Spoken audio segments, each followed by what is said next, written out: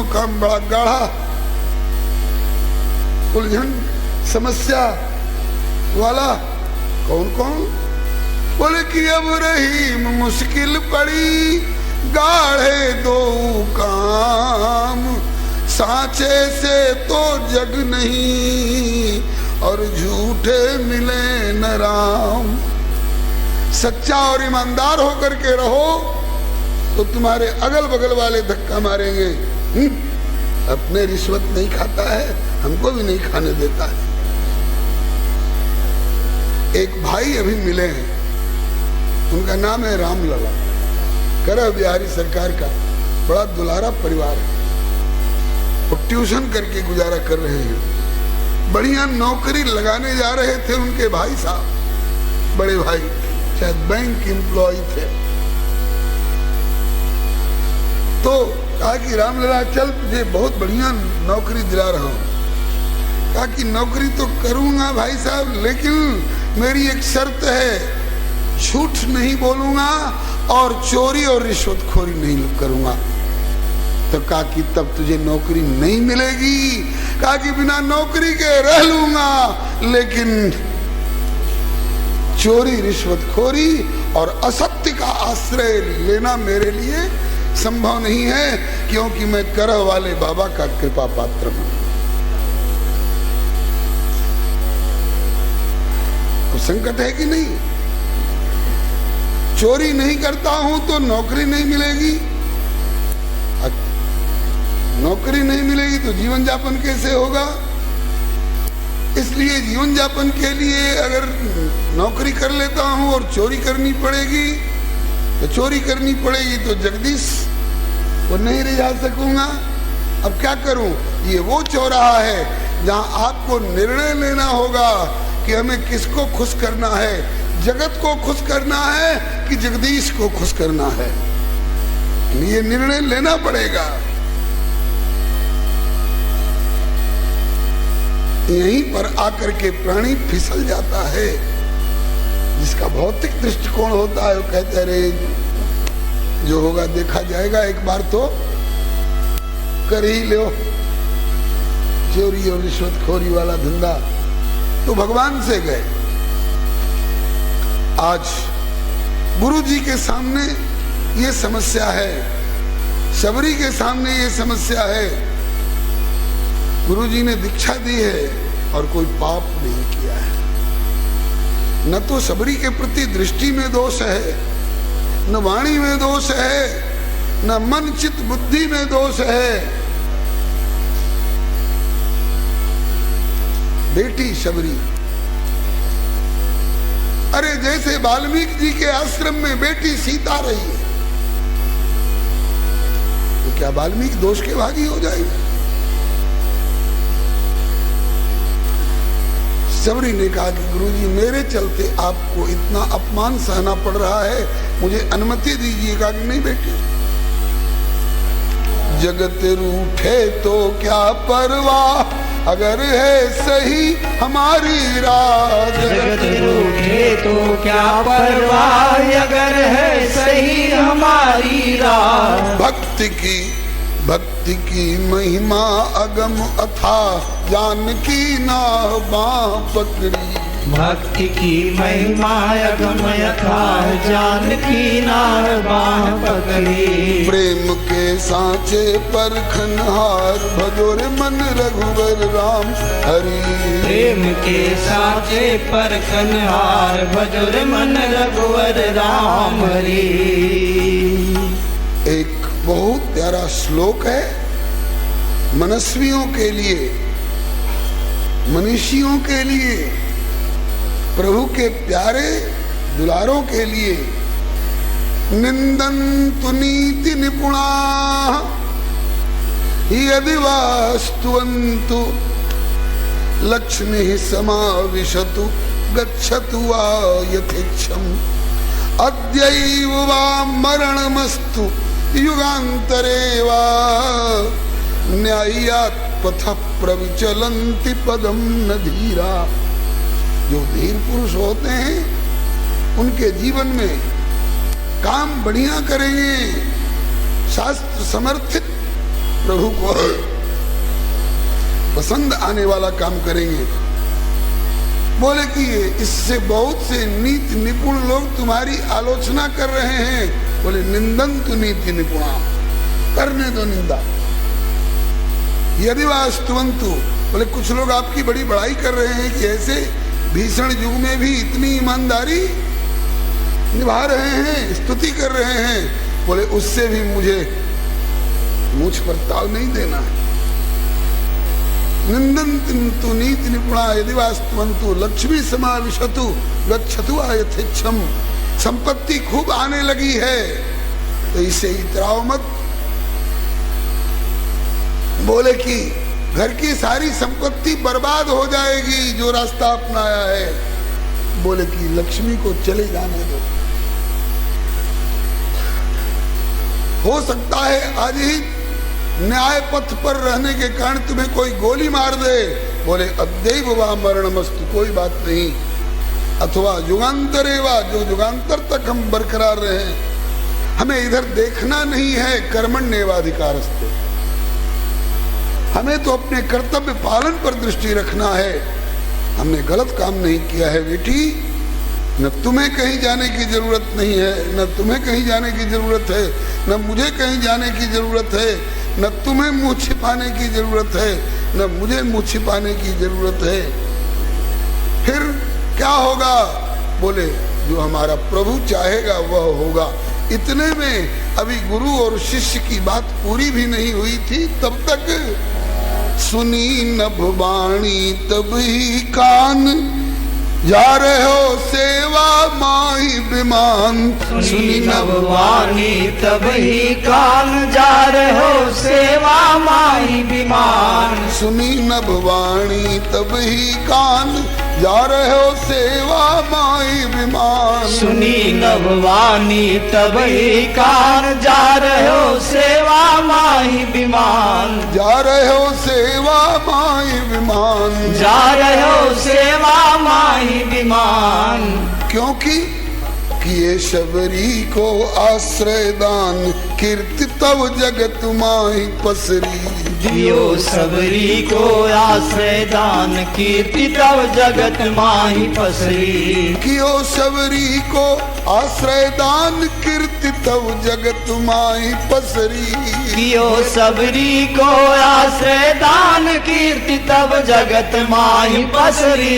प्रेम के सांचे पर खनहार, भजोर मन रघुवर राम हरि। प्रेम के साचे पर खनहार, भजोर मन रघुवर राम हरि। अभी गुरु शिष्य की बात हो ही रही थी। दृढ़ हैं, अपने सिद्धांत पर दृढ़ हैं। समदम नियम नीति नहीं डोलही, परुष वचन कबहू नहीं बोलही। उसी समय आकाशवाणी हुई, मतंग जी आपने मेरी परम प्रिय आत्मा शबरी को आश्रय दान करके, मंत्र दान करके मुझे रिझा लिया है। मैं बहुत प्रसन्न हूँ। विमान भेज रहा हूँ, विमान पर बैठी और मेरे धाम में मेरी गोदी में आइए। ये आकाशवाणी हुई, शबरी ने भी सुना। पता नहीं आलोचक अभागों ने सुना कि नहीं सुना, निंदकों ने सुना कि नहीं सुना। नहीं सुना होगा। सुने होते तो कम से कम उनके भी बुद्धि का पर्दा हट गया होता। ऐसे बढ़िया वाक्य आलोचकों को ऐसे ही नहीं सुनाई पड़ते हैं जैसे उल्लू को सूरज नहीं दिखाई पड़ता।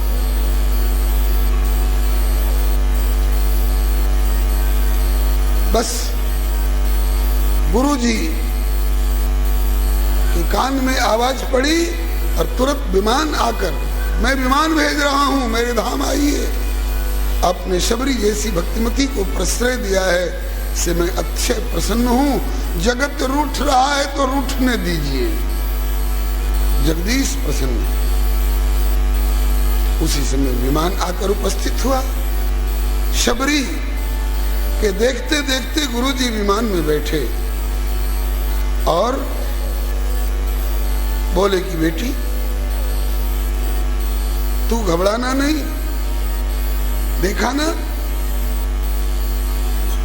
मैंने गलत काम किया होता तो विमान आता थोड़े। प्रभु की प्रसन्नता की सूचना मिलती थोड़े।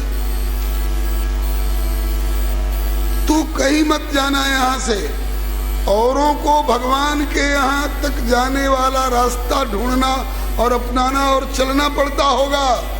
औरों को भगवान तक पहुंचने की कोशिश करनी पड़ती होगी, लेकिन तुमको कहीं नहीं जाना है, तुमको भगवान के यहाँ नहीं जाना है, भगवान चलकर तेरे यहाँ आएंगे। क्योंकि मुझे विश्वास है जैसे मेरा रास्ता सही है ऐसे ही तेरा रास्ता भी सही है। भगवान तेरे यहाँ आएंगे।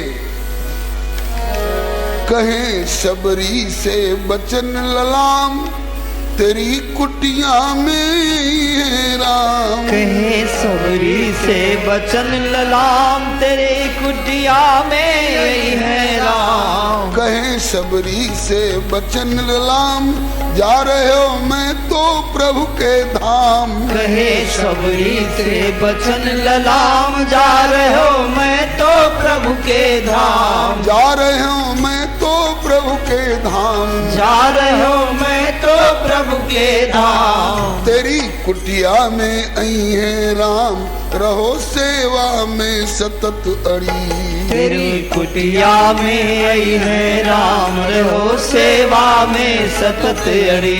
तेरी कुटिया में आई है राम, रहो सेवा में सतत अड़ी। तेरी कुटिया में आई है राम, रहो सेवा में सतत अड़ी। प्रेम के सांचे पर खनहार, भगोर मन रघुवर राम हरि। प्रेम के साचे पर खनहार, भजोर मन रघुवर राम हरि। तेरी कुटिया में आई है राम, रहो सेवा में सतत अरी। सेवा वृत्ति को अपनाए रखना। सेवा से प्रभु को बहुत प्रसन्नता होती है। ठाकुर का कहना है कि सबके प्रिय सेवक असनीति। ईमानदार सेवक सबको प्यारा लगता है। सबके प्रिय सेवक असनीति। और प्रभु कह रहे हैं कि मोरे तो अधिक दास पर प्रीति। मुझे तो सबसे ज्यादा प्रीति दास पर होती है। सबसे ज्यादा प्यार हमको दास पर, सेवक पर उमड़ता है। रामचरितमानस में ठाकुर जी ने बताया है कि मैं किसको प्रिय मानता हूं। एक बार तो कह दिया कि सब मम प्रिय, सब हमारे प्रिय, क्योंकि सब मम उपजाए। मम इवांशो जीव लोके जीवभूत सनातन। सब हमारे प्यारे हैं क्योंकि सब हमारे द्वारा पैदा किए गए। सभी आत्माएं मुझी से उत्पन्न हुई, इसलिए सब मुझे प्यारे हैं। लेकिन सब बराबर प्यारे नहीं, सभी बराबर प्यारे नहीं, उनमें तारतम्य है। गुड, बेटर, बेस्ट, कंपैरेटिव और सुपरलेटिव का दर्जा भी है। तो किससे ज्यादा कौन प्रिय है, फिर उससे ज्यादा कौन प्रिय है, फिर उससे ज्यादा कौन प्रिय है, ये तो हुआ कंपैरेटिव। और सुपरलेटिव भी बताते हैं कि सबसे ज्यादा प्रिय कौन है। गढ़ के नहीं कह रहा हूं, राम जी का कहा हुआ, गोस्वामी जी का लिखा हुआ याद कर लीजिए। सब मम प्रिय, सब मम उपजाए, लेकिन सबसे अधिक मनुज मोहि भाई। मनुष्य ज्यादा प्रिय लगते हैं। मनुष्यों में तीन मह द्विज, द्विज मह श्रुतिधारी, तीन मह निगम धर्म अनुसारी, और तीन मह प्रिय विरक्त पुण्य ज्ञानी, और ज्ञानी होते अति प्रिय विज्ञानी। अभी तक कंपैरेटिव डिग्री में बोल रहे थे, उनसे ज्यादा प्रिय वो, उनसे ज्यादा प्रिय वो। अब सुपरलेटिव डिग्री में बोल रहे हैं कि सबते प्रिय पुनि मोहि निज दासा। सबते प्रिय पुनि मोहि निज दासा। सबते प्रिय पुनि, सबते प्रिय पुनि, सबते प्रिय पुनि मोहि निज दासा। सबते प्रिय पुनि मोहि निज दासा। सबसे प्रिय मेरा कौन है? मेरा दास। दासा की परिभाषा भी कुछ है कि जो चाहे सो दासा में आ जाए। बोले दासा की परिभाषा भी है। सबसे प्रिय पुनि मोहि निज दासा कौन? बोले जेहि गति मोरी न दूसरी आशा। जेहि गति मोरी न दूसरी आशा। जो मुझी को अपनी गति, मुझी में अपनी मति और मुझी में अपनी रति को समर्पित किए हुए, दूसरे किसी से आशा भरोसा नहीं रखता हो। मेरा दास कहला करके और राहु केतु का भरोसा करेगा तब नहीं। गुरुदास कहा नर आशा करई तो कहो कहां विश्वासा। एक भरोसो, एक बल, एक आस विश्वास, एक राम घनश्याम हित जातक तुलसी दास। सर्वधर्मान परित्यज्य माम एकम शरणम व्रज। एकम माम शरणम व्रज। एक मेरी शरण में, एक मुझको पकड़ो। यही गति मोर न दूसरी आशा। ऐसा दासा मेरा सबसे प्रिय है। अब सोचा कि शायद इसमें भी कंपैरेटिव कोई श्रेणी होती होगी, दास से भी बढ़कर के कोई ज्यादा प्यारा होता होगा, तो आगे निषेध वाली चौपाई बोलते हैं पुनि पुनि सत्य कहूं तो ही पाई। पुनि पुनि सत्य कहूं तो ही पाई। मोहि सेवक सम प्रिय को नाही। मोहि सेवक सम प्रिय को नाही। मेरे सेवक से बढ़कर के मुझे और कोई प्रिय नहीं हो सकता। सेवक, सेवकों में शिरोमणि सेवक कौन है बता दूं? हनुमान जी हैं। हनुमान जी से बढ़कर के कौन प्यारा हो सकता है? तो अपने बेटे लव कुश का भी उतना मंदिर ठाकुर जी नहीं बनवाए होंगे जितना हनुमान जी का है। हनुमान जी को जितनी मान्यता प्रदान की है, हमारे ख्याल में लव कुश को भी, और कृष्णावतार में प्रद्युम्न और सांब को भी वो दर्जा नहीं दिया। अर्जुन से कहते हैं कि अहम त्वाम सर्व पापेभ्यो मोक्षयिष्यामि मा शुचि। और प्रद्युम्न और सांब से कहते हैं कि अब मेरा भरोसा छोड़ो, जाओ धर्म कर्म करो, प्रभास क्षेत्र में जैसा करोगे वैसा भोगोगे, पाओगे। सेवक की जिम्मेवारी मेरे ऊपर है, लेकिन मेरे कितना नजदीकी पना दिखावें। हम भगवान के पुत्र हैं, भगवान के पुत्र हैं। तो केवल तुम ही भगवान के पुत्र हो। भगवान का पुत्र तो सारा संसार है। कुत्ते बिल्ली भी भगवान के पुत्र हैं। सब मम प्रिय मम इवांशो जीव लोके जीव बुद्ध सनातन। पुत्र उतना प्यारा नहीं हो सकता है ठाकुर को अनुज राज संपत्ति वैदेही देगे परिवार सनेही। हनुमान सब मम प्रिय नहीं तुम्हें समाना, मृषा न कहूं मोरे अबना। न तथा में प्रियतम आत्मजोनिर न शंकर न च संकर्षण न श्री नैवात्मा च यथा भवान। उद्धव तुम मुझे जितने प्रिय लगते हो, हनुमान तुम मुझे जितने प्रिय लगते हो, शबरी तुम मुझे जितनी प्रिय लगती हो, न तथा में प्रियतम आत्मजोनि, ब्रह्मा भी मेरे उतने प्यारे नहीं हो सकते। सेवक का दर्जा बहुत ऊंचा है। इसीलिए हनुमान जी कौन है जानते हैं? ईश्वर हैं, भगवान शंकर ही हैं हनुमान जी के रूप में। लेकिन जब इनसे परिचय पूछा जाता है, कह लंकेश कौन तय बंदर, अरे बंदर तू कौन है? तो हनुमान जी ये नहीं कहते हैं कि मैं ईश्वर हूं, मैं ब्रह्म हूं, मैं शंकर हूं, ये नहीं कहते हैं। ये कहते हैं दासोहम कौशलेन्द्रस्य रामस्य क्लिष्ट कर्मणः हनुमान शत्रु सैन्यानां निहंता मारुतात्मज। आप कौन हैं? बोले राम दूत मैं मातु जानकी।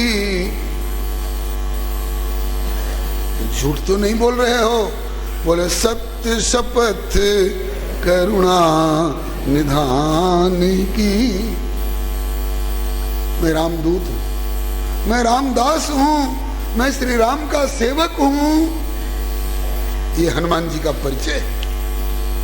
और वास्तव में है कौन?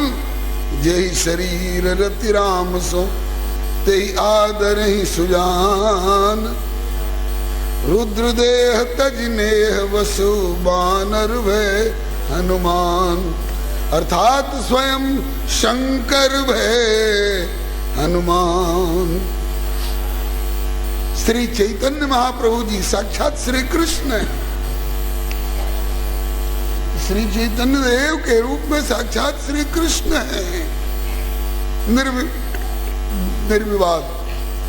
लेकिन उनसे भी जब काशीपुरी में प्रकाशानंद जी जैसे सन्यासी की गोष्ठी में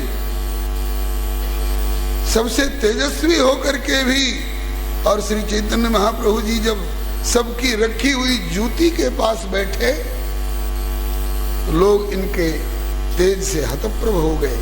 ये तेजस्वी महापुरुष कौन है? ये जूती के पास क्यों बैठ रहे हैं? इनको इधर लाया जाए। ये तो सिंहासन पर, इस सिंहासन पर नहीं, ये तो हृदय के सिंहासन पर बैठाने योग्य है। कहते हैं नहीं, मैं यहीं के लायक हूं, मुझे यहीं रहने दीजिए। कहा कि हम लोग आपका परिचय जानना चाहते हैं, आप कौन हैं? क्या परिचय दिया है महाप्रभु गौरांग ने? नाहम विप्रो न च नरपति नापि वैश्यो न शूद्रो नो वा वर्णी न च गृहपतिर नो वनस्थो यतिर्वा। न ब्राह्मण हूं, न क्षत्रिय हूं, न वैश्य हूं, न शूद्र हूं, न ब्रह्मचारी हूं, न गृहस्थ हूं, न वानप्रस्थी हूं, न सन्यासी हूं। तो आखिर है कौन? किंतु प्रोद्यन निखिल परमानंद पूर्णामृताब्धे गोपी भर्तु पद कमलयोर दास दासानुदास। गोपी भर्तु पद कमलयोर दास दासानुदास। गोपीनाथ के चरण कमलों की दास्ता करने वाले किसी दास के दासों का भी दास सेवक हूं। ये श्री चैतन्य महाप्रभु जी का परिचय है। और हम लोगों का परिचय दिया जाता है, अमुक वेदांताचार्य तो न्यायाचार्य तो अमुक महामंडलेश्वर की विश्व गुरु की ब्रह्मांड गुरु की जाने क्या क्या कह करके परिचय दिया जाता है। और ठाकुर कहता है सबते प्रिय पुनि मोहि निज दासा, जेहि गति मोरी न दूसरी आशा। श्री मतंग जी अपने को भी दास समझते हैं श्री राम का, और शबरी को भी पाठ पढ़ा रहे हैं। बेटी कहे शबरी से बचन ललाम, मैं जा रहे हूँ मैं तो प्रभु के धाम। कहे शबरी से बचन ललाम, जा रहे हो मैं तो प्रभु के धाम। जा रहे हूँ मैं तो प्रभु के धाम। जा रहे हो मैं तो प्रभु के धाम। तेरी कुटिया में आई है राम, रहो सेवा में सतत अड़ी। तेरी कुटिया में आई है राम, रहो सेवा में सतत अड़ी। प्रेम के सांचे पर खनहार, भजोर मन रघुवर राम। प्रेम के सांचे पर खनहार, भजोर मन रघुवर राम हरे। इस प्रकार से गुरु जी ने बेटी शबरी को आश्वासन दिया, और इतने में विमान अब ऊपर की ओर उठ चला। शबरी ने कहा कि गुरुदेव एक आपका सहारा मिला और इतनी जल्दी प्रभु ने छीन लिया। आप धाम जा रहे हैं, हम यहाँ कैसे रह सकेंगी? कहा कि बेटी गुरु तत्व कोई शरीर नहीं होता है।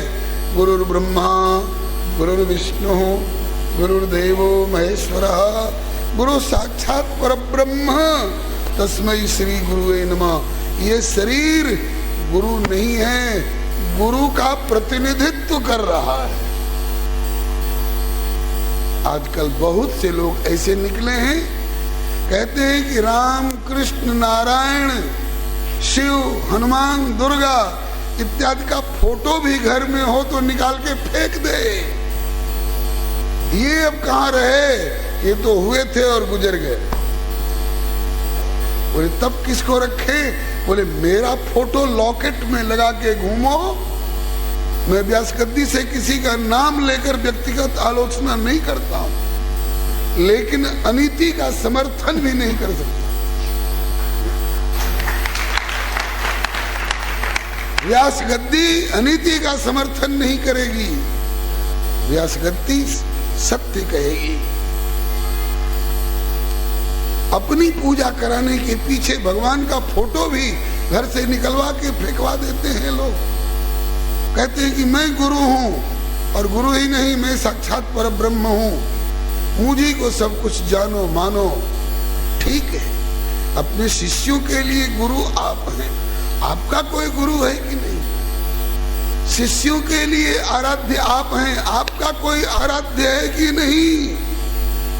अगर नहीं तो आप दूसरे के नाम का आया हुआ मनी ऑर्डर और तुम उसको रिसीव कर रहे हो, पकड़े जाओगे। जीव चला परमात्मा के नाम से, परमात्मा तक पहुंचने के लिए, और तुम अपने को परमात्मा बता करके, और तुम स्वयं उस जीव की डिलीवरी ले रहे हो,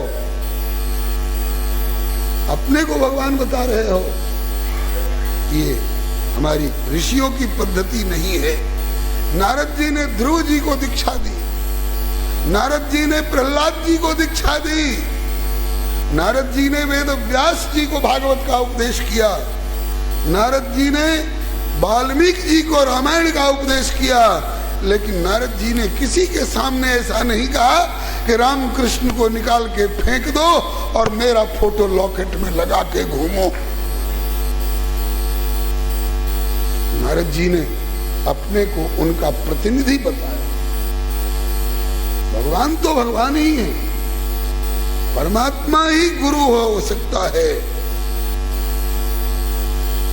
जिस समय दूल्हा घोड़े पर बैठा होता है ना, द्वार पूजन के समय में दूल्हा घोड़े पर बैठा होता है तो आरती उतारी जाती है। आरती किसकी उतारी जा रही है जी? दूल्हा की कि घोड़े की? दूल्हा की आरती उतारी जा रही है, और घोड़ा बाबू समझे कि आज हमारी आरती उतारी जा रही है।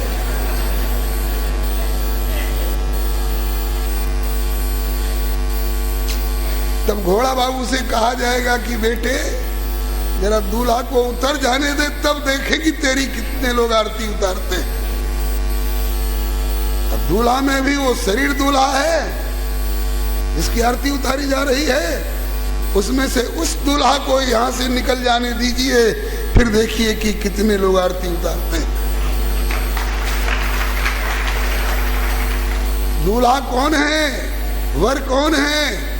मंडप में पोल खोली जाती है। जब कन्या का हाथ वर के हाथ में दिया जाता है तो कन्या का पिता किसका नाम लेता है?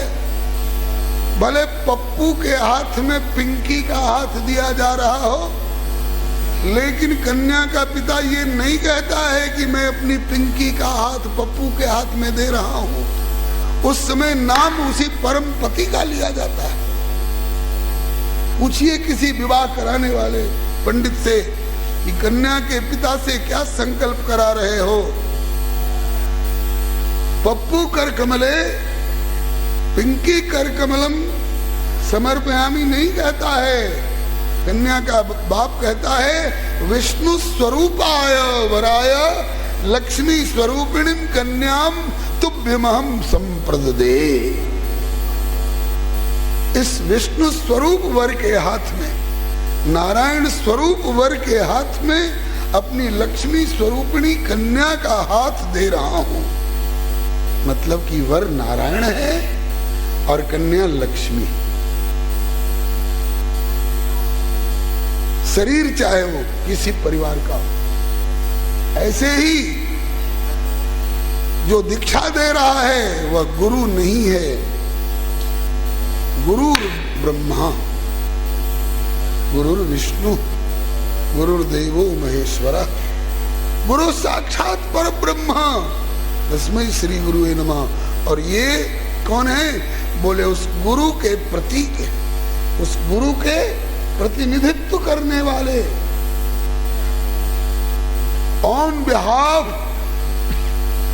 ऑफ परम गुरु परमात्मा मैं बिहाफ वाली बात चलती है कि नहीं? उदाहरण देके बताऊं, राम जी ने वादा किया है विभीषण मैं तुमको लंका का राज्य दूंगा। रावण मर गया। अब लोगों ने कहा कि प्रभु विभीषण को आप राजगद्दी देने के लिए कहे थे, तो राजगद्दी के पास चलिए। बोले राजगद्दी तो नगरी के भीतर है और अभी 14 वर्ष पूरा नहीं हुआ है। जब तक 14 वर्ष पूरा नहीं हो तब तक गांव नगर में मैं जा नहीं सकता। तो कहा कि तो 14 वर्ष यही रह के पूरा करिए, 14 वर्ष पूरा हो जाए तब नगरी में चलिए और विभीषण को तिलक दीजिए और तब अयोध्या जाइए। बोले यहाँ 14 वर्ष पूरा कर लेंगे और तब यहाँ से राजगद्दी दिन को देके और अयोध्या जाएंगे तो बीते अवधि जाऊं जो तो जियत न पाऊं वीर, भरत जिंदा नहीं मिलेगा। तब क्या करोगे प्रभु? बोले तापस वेश गात कृष जपत निरंतर मोह, देखो वेग सो जतन करो सखा निहोरो तो। भैया विभीषण मैं तेरे हाथ जोड़ता हूं, निहोरा कर रहा हूं, मुझे भरत के पास पहुंचकर जिंदा भरत को मुझे एक बार देखने दे। तो कहा कि मेरी राजगद्दी, कहा कि होगी। कहा कि आप नगरी में जाइएगा नहीं और सिंहासन नगरी में है तो आप राजगद्दी कैसे दे सकिएगा? बोले पिता वचन मैं नगर न जाऊं, आप सरिस कपि अनुज पठाओ। On behalf of Shri Ram Lakshman जा रहे हैं, सुग्रीव जा रहे हैं, अंगद जा रहे हैं, जामवंत जा रहे हैं और हनुमान जा रहे हैं। ये मेरा प्रतिनिधित्व करेंगे। लक्ष्मण के द्वारा दिया हुआ तिलक राम का ही दिया हुआ तिलक माना जाएगा। लेकिन लक्ष्मण ही आज से दावा कर दे कि आज से तो मैं ही राम हो चुका, अब राम को प्रणाम करने की जरूरत नहीं है, मुझको प्रणाम करो, तो लक्ष्मण कौड़ी के 3 हो जाएंगे। लक्ष्मण राम का प्रतिनिधित्व कर सकते हैं, लेकिन लक्ष्मण राम की गद्दी पर नहीं बैठ सकते, राम नहीं हो सकते। इसी तरह से ये शरीर उस गुरु का प्रतिनिधित्व कर सकता है, लेकिन ये शरीर गुरु नहीं हो सकता। हाँ, उनका प्रतिनिधित्व कर रहा है, उनके द्वारा नियुक्त होकर के, इसलिए तद्वत आदरणीय है। लेकिन अगर यह गुरु उस परम गुरु से विरोध कर बैठा तो ये कौड़ी का 3 हो जाएगा।